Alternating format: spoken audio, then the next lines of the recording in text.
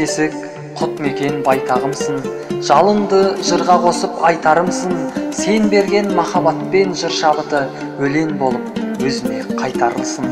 Бұл жердің тауын сүйем, тасын сүйем, білемін, жерінде бар асыл киен, сен менің туған жерім болғандықтан, алдында мәңгілікке басым дием. Тұғырлы туған жерім думан дедім, елдерінде санарманды қуған дедім, саған деген адалдығым сүттен де ақ, көңілім сен дегенде судан керім. Өленіме өрлігінен оталар мем, от берсен ойғырынды қопарар мем, қасиетіне қызыл кесік қайран қалам, қоршалған жан жағын жоталар мем.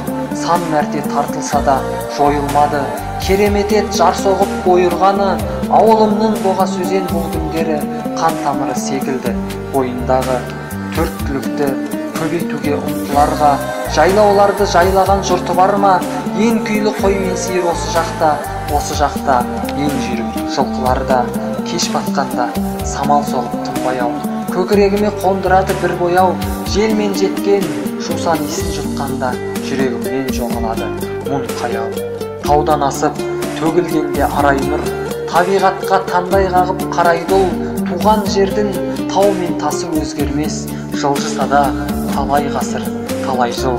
Батырларын берілмеген белмен белес, халқымды қалмақтарда жеңген емес, тау қопарып тас жарған таланттарға киелі қызыл кесік кенде емес.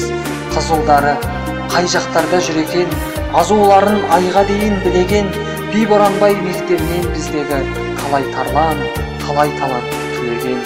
Ұрпақтардың көшіп жатыр кейінгісі, қала болып ауылдан тиімдісі, ауылдан ерте көшкен кей жандардың үй орнында қалды тек үйіндісі.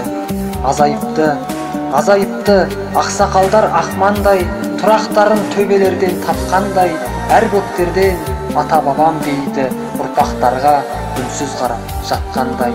Әр бөктерден ата бабам дейді ұрпағына үнсіз қарап жатқандай.